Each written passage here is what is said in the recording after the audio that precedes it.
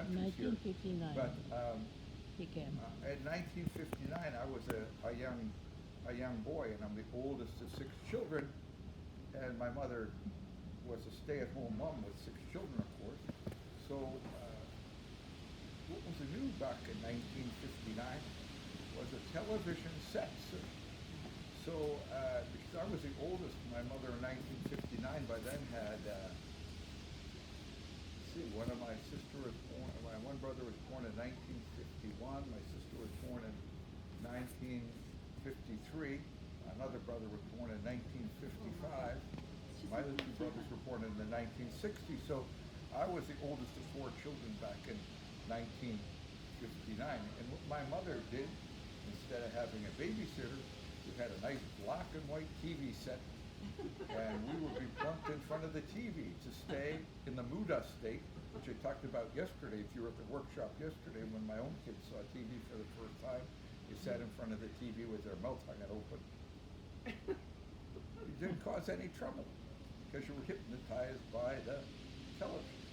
But back in 1959, if you were around, I think there's a Nickelodeon TV channel where you can look at the shows that were on 1959. There were shows called like Father Knows Best and Andy of Maybury and the Donna Reed Show, and the shows are very kind of cute and easy going.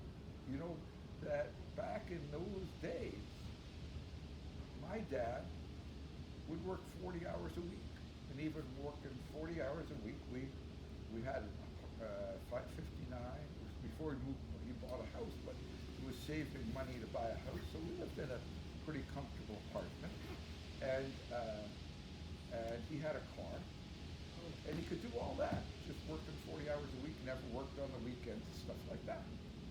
And the shows on TV were very easy going. If you Leave It to Beaver, you know, there was about cute kids and stuff like that. Yes. So I married the boy on Mayberry RFD. I never knew all those years I was watching him that I'd marry him. Say again? I married the kid on Mayberry RFD. You did? Yeah, his name's Buddy Foster. We're divorced now. Okay. But years later in LA, we met each other. I'm like, that's kind of weird to think I was watching him. Yeah, that was one of my favorite shows. No kidding. But, you know, the little gospel film, They were all these very neat shows on. kind Favorite shows, Three right? Stooges, of course. But it was nice. Arjuna, at that time too, they were very violent shows. The Walt Disney, when you look at those animated, I don't know how dessin animé. How do you say dessin animé in English? Which one? Dessin animé of Walt Disney, of my children's generation. They were very violent. They were always smacking each other. And it was crazy. Yeah. Oh, those, yeah, they were, weren't they? The Yeah. Three Stooges would always smack each other in the head. In the Roadrunner cartoon, there's always explosions and things like that. But I think that was a decompression from World War II. You know, like my dad never went overseas in World War II, but like my two uncles one of them were both very alcoholic after World War II because of post-traumatic stress syndrome, although I didn't have that name for it in those days. You know, but they didn't talk about World War II, the guys of that generation. But I think by having these cartoons and explosions and things, it was a little bit of decompression for them. But for the kids, the shows were very easy going. I mean, even the cartoons, yep. I know we talk about, there's three kinds of students in yoga. One kind of student is called a gunpowder student. And a gunpowder student is students that just meet the guru and they just explode. And there used to be cartoons where somebody would come with a bucket of gunpowder and they'd spread it in this long line on the floor, and then there'd be a giant barrel of gunpowder. So they'd go to the other end and light the gunpowder up like that, and the spark would go, and it would hit the barrel of gunpowder, and that would explode. That was called a gunpowder student. That's what a gunpowder, because gunpowder would blow up. But there were three kinds of students. Then there was, after gunpowder students, there was drywood students. And I live in Canada, and if you live in Canada and you have a fireplace, you always want to have dry wood. But then there's another kind of students, and I was the third kind of student. That's called greenwood student. What a greenwood student is, if you try to burn fresh wood, just cut wood that's not dried in your fireplace, you need to throw kerosene on it and use a blowtorch, and it doesn't smell so good when you try to light greenwood. So my teacher had to pour kerosene on me and use a blowtorch. That was just my kind of student. But every now and then, I saw a couple of gunpowder students over the years. But this is kind of true. There was that imagery that was a little violent in those days. But the general TV shows with human beings were pretty laid Yeah. back. There was Marcus Welby. He was a doctor that you loved to be your doctor. You just go to see him and you were so comforted and made at ease.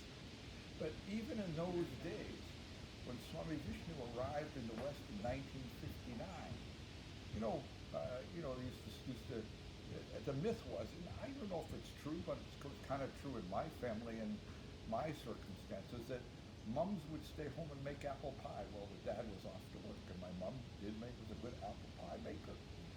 That was the kind of the days. Now, I was in, I had my master's degree in sociology, and I finished graduate school back in 1972, and computers were just coming in those days. Computers were something new. And when I wrote my thesis, I had to do some analysis by a computer. And the computer at University of New Brunswick in Eastern Canada where I went was as big as this building here. You used to have to go to the computer lab and you had to type into these little cards that had all the holes in them, and you'd leave them, and then a week later you'd go back and you'd get this big sheet of paper with chips on the end, and it'll give you results. Now, anyone that's got a phone on their lap, you have more computer, you have more power on that thing in your lap than that whole giant building had. But people knew that computers, one day they predicted the computer was going to be that big. I didn't believe that it was going to happen, but it's happened. And they said, the futurologists said that in these days, 50 years down the line, that what we're going to worry about people is how much leisure they were going to have, because the computer is going to do all of the work, and there's going to be nothing left for people to do, and people would work about 15 hours a week, and people would have like 100 hours of leisure time, and people were all going to be bored, and people wouldn't know what to do. Well, those futurologists were very wrong, because once the computers came in, people became enslaved to machines, and if you're like most people, you wake up first thing in the morning, you turn on your computer, the last thing you do at night is turn on your computer, and many people that work in that computer business, where I'm in Ottawa, it's a big computer town, they have all of these deadlines, and they work about 80 hours a week, and they have to take their work home and computers home. It's just the opposite of what they were saying. But back in those days, it was pre-computer days. And people had way more time then, and had much more leisure. And also in those days, the wealth seemed to get distributed a little bit better. So a regular working person could have a car and have a house and have food on the table without working 2 jobs or working 80 hours a week. But even in that case, in 1959, when Swami Vishnu came to the West, the first thing he noticed about Americans and Canadians is how unhappy and how stressed they were. Even in those days, he could see that people were really stressed. It's very different than poor people in other countries. Americans had all of these material goods, but they didn't seem to have any happiness. And he thought that yoga could really help people to find their inner peace and inner happiness. And that was his teaching about yoga. And Swami Vishnu was very much into automobiles. If you go to our ashram in Canada, someone said, I was at that ashram, how come they got a museum with 2 cars in it? They have 2 of Swami Vishnu's cars. One was a Model T car. When he first came from India, he had an international driver's license, but he didn't know how to drive, and he took a ship and he arrived in California at the University of California in Los Angeles, and he worked as a guinea pig at UCLA because he was a yogi. He could actually hold his breath for 10 minutes. He could slow his heartbeat down by will to 5 beats a minute, which you're not supposed to be able to do. But he could do that.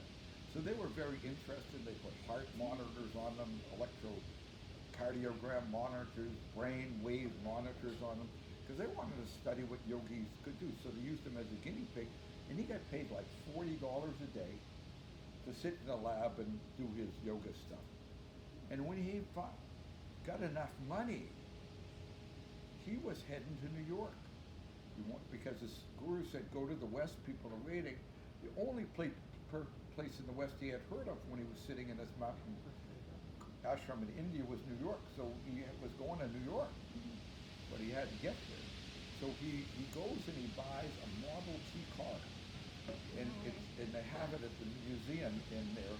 And this was 1959, and it was probably a 25-year-old car when he bought it. So it was kind of a showpiece even then, but he didn't know how to drive. So he told the guy that if you sell me this car, I'll buy it on one condition, they could teach me how to drive. So in a parking lot at a shopping mall in California, Swami Vishnu was taught how to drive this Model T car with the big floor on the floor and things like that. And there's a road called Route 66 that goes from Los Angeles to Chicago, and then there was an in-trade system from go to Chicago to New York. So he had to learn about cars, and as he drove from California across the United States, he would pull in, like there was a song called Route 66, and you go through Tucson, Arizona, Albuquerque, New Mexico, and Oklahoma City and Tulsa, Oklahoma. So he would go into these towns, and he would find the exit and drive right to downtown. And he found in pretty well all American cities of any size that there was a park downtown with trees and stuff like that. So he would park his Model T car down at the park, downtown where there were people around, and he would get out and he'd put down his blanket and he'd start doing amazing yoga exercises because Swami Vishnu was double jointed, and he was real idiosyncratic. No one had ever seen this stuff before, so people would gather around, and then he said, I can teach you how to do this yoga stuff. And he would put out a hat and for donations, and he'd teach his yoga class, and then people would put money in his hat. So he was like a yoga busker. He put his yoga show on. And he said that most days, if I got enough money in the hat, I would get a motel room, I would buy gasoline for the car, and I'd get myself a grilled cheese sandwich, because heading across the United States back in 1959, the only vegetarian food that he could find was a grilled cheese sandwich. So he ate lots of grilled cheese sandwiches. He thought that's the only thing that vegetarian food that Americans liked was a grilled cheese sandwich. But anyway, for some reason he really liked the road and he liked the automobiles.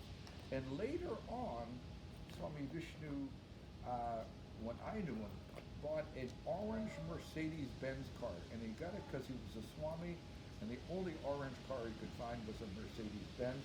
And for a short time, I was Swami Vishnu's driver, which is a terrible job, because Swami Vishnu was a backseat driver. He would yell at you the whole time, you're going too fast, you're going too slow, you're in the wrong lane, what's wrong with you? And you would never be comfortable. So when I see a Mercedes-Benz car, my heart starts to palpitate. No, I'm never going to drive one of those, never can get in one. But Swami Vishnu noticed one thing, that Americans loved their cars, and he said that people would take better care of their cars than they would take care of their body.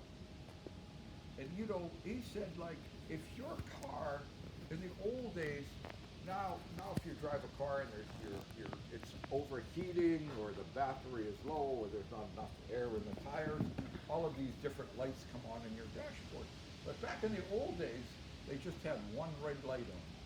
And if this red light came on, there was something in trouble with your car. You wouldn't really know what it was, but this red light was on, meaning, go find out what's wrong with your car.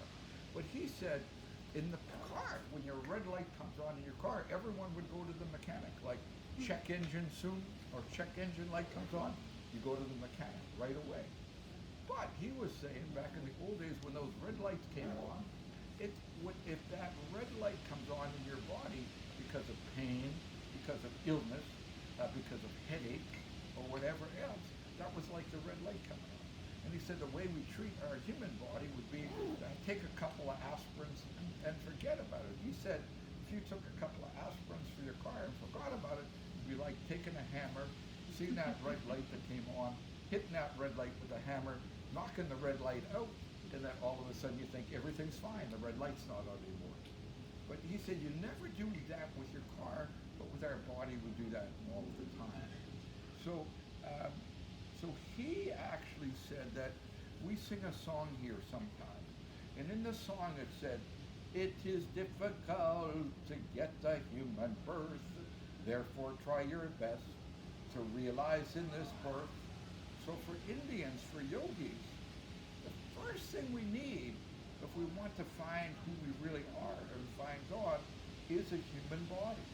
And it's considered a real gift, and we have to take care of that gift.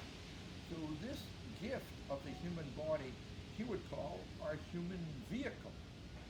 And he related our human body, the human vehicle, to an automobile. And he would say that there's 5 things that you need to keep your car running well, and there's 5 things that you need to keep your body running well. So he would relate. So the first thing, if you get your new car these days, you get a maintenance schedule, right? Our body, we don't have any maintenance schedule, but your car did. And the maintenance schedule might tell you every 3,000 miles or 5,000 kilometers, you have to go and get your oil changed. So for the oil change in the body, or lubrication, Swami Vishnu called that the first of his 5 points of yoga, and that is proper exercise. So proper exercise. So each of the 5 points has proper in front of them. So proper means correct. So Swami Vishnu felt that a lot of the exercises we do in the West aren't proper exercise. Now, proper exercise for Swami Vishnu were exercises to keep your body lubricated without deteriorating your body, right? And you know, I'll tell you, when I was a kid, there was no such thing as jogging. When I was a Swami Vishnu in the 1980s, a guy called Jim Fix wrote a book called The Joy of Running. And Swami Vishnu read that. And Swami Vishnu said, this guy is not going to be alive 5 years from now. And he wasn't. He died of a heart attack. Because Jim Fix talked about, you know, to run you need lots of protein, and he wanted you to eat steak and eggs for breakfast, have a minute steak at lunch, and then have another steak at dinner so that you would have enough protein in order to run. And Swami Vishnu said, eating that diet, that guy's heart will not be able to take that, and he's going to run himself into the ground. Now, I have lots of running friends. It's funny, and I've been teaching yoga for 38 years. And way back in the 1983 or 84, one of my students belonged to the Ultra Marathon Club. Now, I don't know if you know what Ultra Marathon is, but these guys go to a track, and whoever can finish the most times around the track in 24 hours, and they can rest, and they can have a meal, or whatever, but they have a 24-hour time limit, and they see how many times they could run around the track. And these guys feel that they're in the best shape in the world because how many miles that they can run in 24 hours. That they're superhuman. They felt. Now these guys would come to our yoga center, and they think they're in great shape because of how far they could run. and they'd all walk in the same way, like this. They had such tight muscles. And I would say, okay, now let's all sit on the floor. And these guys would go, sit on the floor? like a baby. Sit on the floor. Why are they going to do that? So they go like this.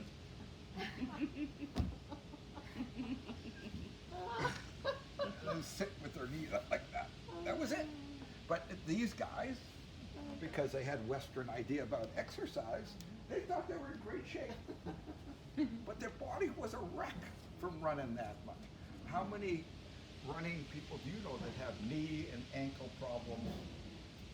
It deteriorates your body. So Swami Vishnu didn't find that. Now, one of my brothers that took yoga teacher training for me, at one point, he was a weightlifter. My youngest daughter now also is into something called CrossFit. CrossFit, yeah.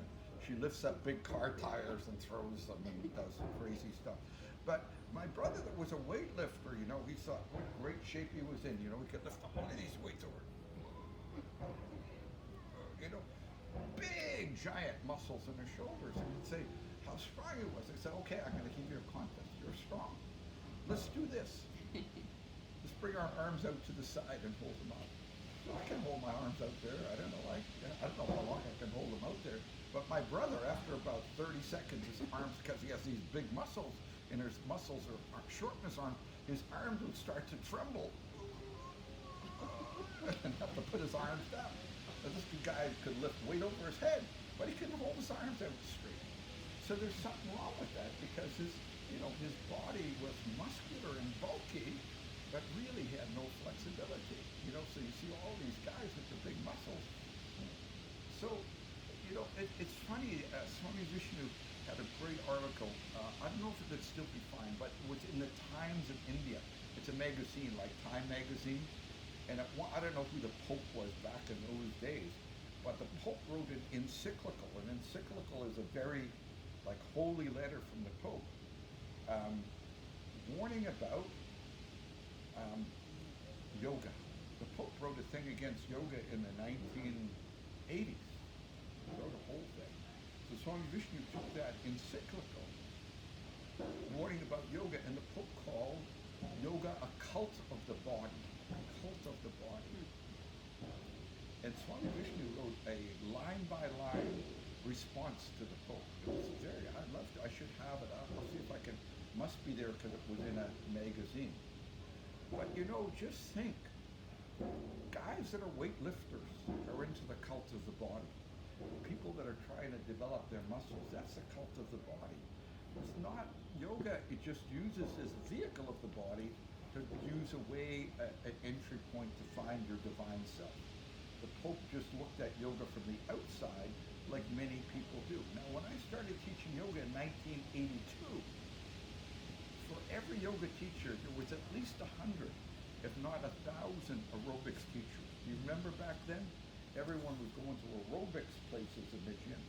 Where did all those aerobics teachers go? Did a spaceship from Mars come and suck all the aerobics teachers up? We can't find an aerobics teacher now. No, they looked at yoga from the outside. They say, oh, you bend over that way, you bend over that way. We do that in yoga, in aerobics. So they changed their branding. They started calling themselves aerobic teachers and still kept them teaching aerobics and called it yoga. And where did the leg warmers go? And then the cute little belt. Yeah. But anyway, so then, I mean, aerobics teachers were really into the body, and they saw that Swami Vishnu said that the physical benefits of yoga were side benefits. That weren't the goal of yoga was not to touch your toes, but if you did yoga, you were going to have a nice body if it has muscle length and muscle strength. So Swami Vishnu wanted to teach these yoga asanas because he said it will put the body with the side benefits. It will make it stronger and fitter and a better vehicle to get through your life. But it wouldn't break your body down. It wouldn't break your body down. Now, Swami Vishnu's favorite exercise, he had two exercises that he did other than doing yoga. He would swim And he said swimming is the closest to Western exercise to yoga. Like my mother-in-law goes to the pool because what? You're stretching your body with every stroke. You're breathing and you're silent. So it's just the rhythmic movement and breath. Movement and breath. Your body is buoyant. It's supported by the water, so you're not really straining your body. So he really believed in swimming. And he would swim here. We have a swimming pool at our ashram in Belmoran. We had a pond at our ashram in New York State. So he'd swim all of the time. He basically said that yoga asanas were not enough because we should always do some kind of easy aerobic exercises for our heart as well. But he thought running was too dangerous. Myself, I took up bicycling. I would bicycle back and forth to work. And for many years, I bicycled 17 kilometers or about 11 miles to work and 11 miles home every day. And that was just and then I'd go and do yoga. But Swami Vishnu also was a great believer in walking. Shivananda was a great walker. They had a wall around their ashram, and Shivananda would every day walk so many times around the wall. So walking is great exercise, but it doesn't break the body down. So the first thing, if you want to keep your vehicle in shape, you have to lubricate it. So yoga exercises are the lubrication for the body. Now, the second one, and you're from Canada, right? Somebody's from Canada here. No Canadian. Oh, okay. Where do you live? Canada. Oh, you live in Canada. So in Yeah. Canada you have that. But if you live in the northern United States, in Michigan or Wisconsin or upper New York State, I mean close to the Canadian border, or Montana, you'll have the same thing.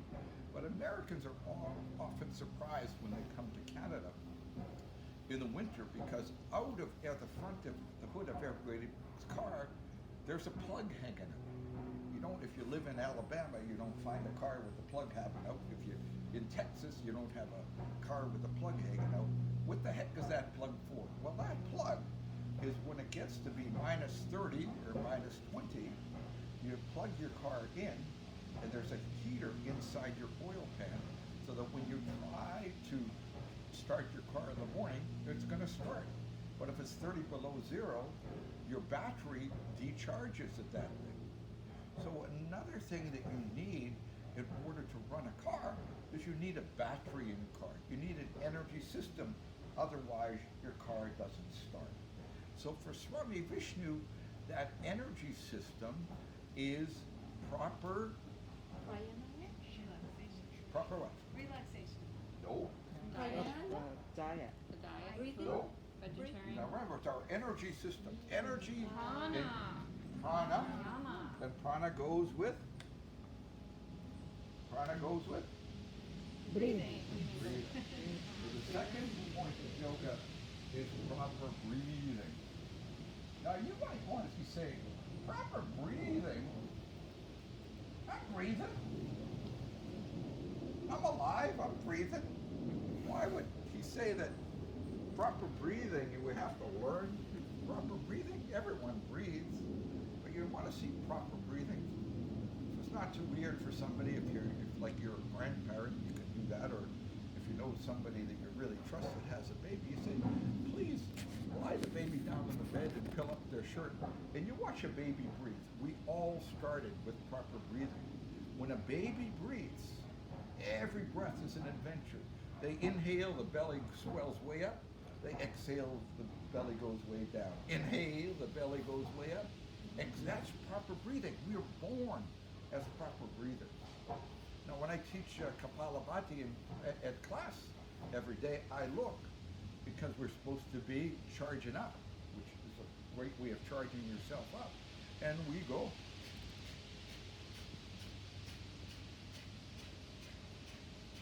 Belly snaps in, air flies out. We cleanse the breathing apparatus that we're doing there. But every class, if I got 30, 40 students, there's 2 students that thrust their belly out on the exhalations. They're called backward breathers. Now, so the way the lungs work is, as we inhale, the lungs fill up, the diaphragm, which is kind of like a jellyfish here, gets pushed down as the lungs fill up, the diaphragm pushes down, and the abdomen gets pushed up. That's diaphragmatic breath or abdominal breath. That's how babies breathe. That's how we're all supposed to breathe. But what happens? Babies kind of have a pot belly, right? Nobody wants to have a pot belly. No. So we start wearing clothing that's tight. It's kind of neat when you look at those English period pieces from the 1890s where the British royalty ladies would have a lady in waiting and they'd put a girdle on and there'd be strings on the girdle and they'd pull that so tight so it would have this hourglass shape, And how can you breathe with that? People stop breathing. We use a baby uses 100% of their lungs. If right now as we're sitting here, we might be using 15% of our lungs. And we're wondering why we're tired all of the time because we get our energy from our breath. We get energy from lots of places. We get energy from sunlight. I have relatives that live in a place called Blue Sky, Alberta, and it's above the Arctic Circle. It's near Peace River, Alberta. And I was there in the summer. In the 1st of July, the sun just barely touches the horizon, and then it comes back up again. And in the winter, on the winter solstice, it just never comes up over the horizon. It stays dark there all of the time. And people that live in those northern climes get depressed a lot because seeing the sun, we have receptors that pick up sunlight, and that kind of makes us cheerful. If you go and you live in the dark underground for a long period of time, we don't get the prana from the sunlight, and we need it. All of our plants are always smiling here because of the sunlight all of the time, right? Then we also get our prana from the food. So you think, geez, if I miss a meal, I'm gonna die. But every week I fast for 36 hours. I fasted last from Wednesday dinner till Friday breakfast.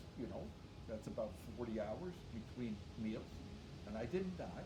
You can go a period of time. Jesus now would be in the desert 2019 years ago for 40 days and 40 nights fasting.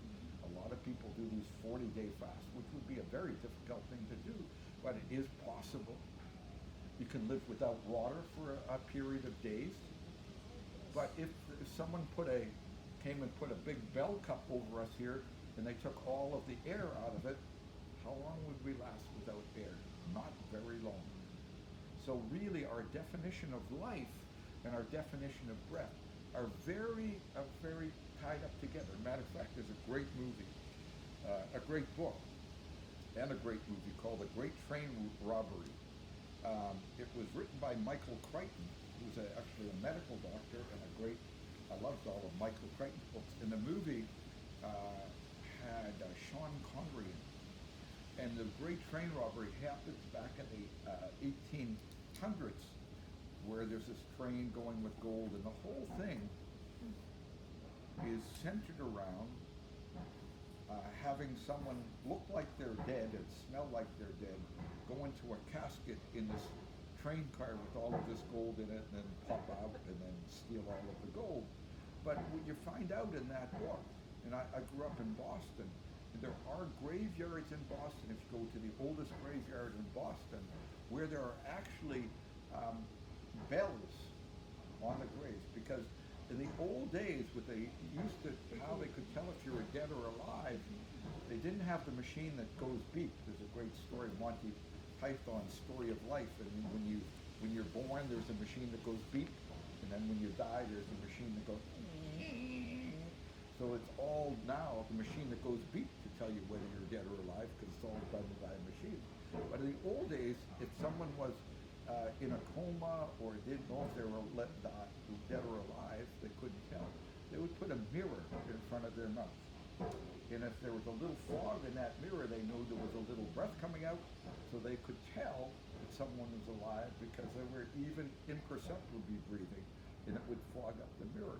But even still, sometimes they thought somebody was dead and buried them, and they find later on, they go back and there's claw marks on the top of their casket and stuff like that. So what they were doing back in ancient Boston is they would put a ring on a person's finger with the string tied and a tube going out through a hole in the top of the casket, going right up to on top of the grave. There would be a bell there, and if you happen to wake up, you would just go like that. Can you imagine if you're working in a graveyard and if the bell would ring, they would know, oh, this person was buried by mistake, and they'd go dig them up. You know, I have often wondered in all these witch tales, all those stories about ghosts in cemeteries in the Middle Ages, if Yeah. they actually came from that time where people were buried but actually were not dead Right. and were calling for help. But so you know how there's this kind of suspicion about going into a cemetery Yeah, at yeah, night? exactly. And I think it comes from there. I mean, Yeah, not it comes often. from- Yeah. Yeah, yeah. Could you imagine It's if you're the charge, the grave keeper, or the charge of the cemetery, to hear a bell ring in the middle of the night? Oh my God! But that was, Good. yeah. But so this in that movie, which is really the book is better, but just to read about that whole thing, I found it fascinating. But breath and life go really together. So the breathing exercises we do here are for two. The Kapalabhati is to energize you. Swami Vishnu, our guru, would only sleep a maximum of 4 hours a night, but every day he did 2 hours of pranayama. And I was his bookkeeper, and I would go down to his house. He was a minus millionaire. He'd have, and I'd have to go every day. He was $2 million in debt, and he lied. He used to say, "Oh, I'm a minus millionaire. I'm a minus millionaire," and everyone would laugh, except he made me his bookkeeper, and I didn't laugh anymore because I get phone calls all the day. Because if you're a minus millionaire, you own the millions of dollars to somebody, and somebody's calling you up trying to get money. It wasn't a fun job, but I'd go to him with the big blue book of the ashram bookkeeping, and I could hear from 40 feet away. And I said, "Oh, I can't go in yet. Swami Vishnu is still doing this pranayama." And I try to get people in every now and then. I tell people in Kapalabhati, when I hear people go,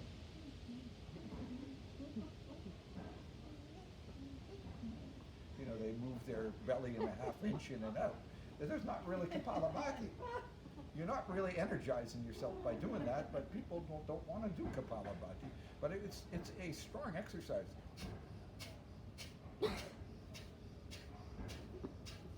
I need to move my. And often in class I'll say, okay, there was a guy the other day, Jordan, he was far away from me. I said, "Jordan, I'm going to take my mic off. I'm going to do this. Can you hear the air coming out of my lungs?" And it'd be far away. And he said, "Yeah." Meanwhile, I'm teaching. I walk through the yoga class and I don't hear anything during Kapalabhati. So people aren't doing it with the force that's needed to energize and cleanse you, But it's supposed to be done with some vigor. Not Kapalabhati, because we're trying to wake ourselves up. We're trying to charge our battery. And Swami Vishnu, after doing that exercise, would always have us focus here, the Manipura chakra, which he said was our solar plexus. And he said that's where we're charging ourselves up. And then as we held our breath, he would say, imagine light, heat, air spreading from that solar plexus, from our inner battery, every part of our body. So for him, that's what we do to Kapalabhati, to charge ourselves up.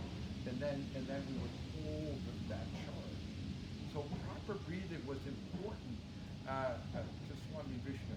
So to teach Westerners to start to breathe again, and don't be afraid to use your diaphragm. Don't be afraid to let your abdomen come out and go in. This is going to bring your life force. This is the battery of your human vehicle. Now, the next one. This is something you don't think about so much. Can I just ask, what's the purpose of doing Sure. that? Now, I've this never is seen that before. Analoma Viloma or Nadi Sudi. When you breathe through one nostril, hold, go to Yeah, the other. right. Breathe. What's the purpose of it? Oh, good Yeah, question. I don't know.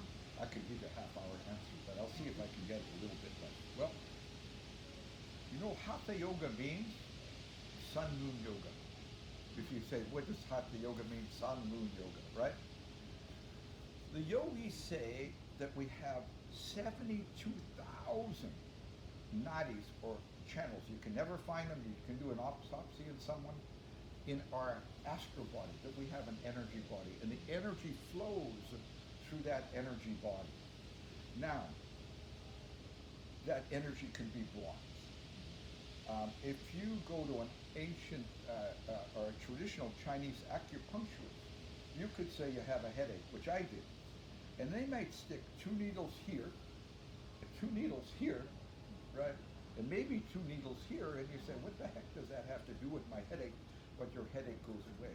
It's because the Chinese believe in the same system of nadis, which they call, what do they call it, meridians. They believe in the same system, and they believe that you have a headache or a stomach ache because of blockages is in your nadis. They learned this from the Indians that went up to China. Now, first off, the name of just changing the nostril is called Nadi Suddhi. Suddhi means to cleanse. Nadi means these channels. Now, these channels can be blocked. How do our astral channels get blocked? Well, they can get blocked by negative thinking. You have a lot of negative thoughts. It's going to block your channel. You could live in a very polluted place and be bringing in polluted air. That's going to block those channels. You could eat Dorito corn chips, which I like to eat, but that also, junk food, can block your nadis. So these nadis get blocked up by different external problems. Now, when the nadis are blocked up, the way to cleanse them is by using Ha and Tha, Ida and Pingala, our sun and moon energy. So we got our nose up here, and we got our right nostril and our left nostril. Then we have down the center of our spine a channel. In the main channel where our chakras, we've got 7 chakras, one at the base of the spine, one at the navel, one at the pelvis, one at the navel, one at the heart, one at the throat, one between the eyebrows, and between the eyebrows would be up here, I guess, and one at the top of the head. So in Hatha Yoga, we're trying to open this Shushumna, or this main channel. You've heard of Kundalini energy. There's supposed to be a coiled snake of energy down here called Kundalini, and when we can open our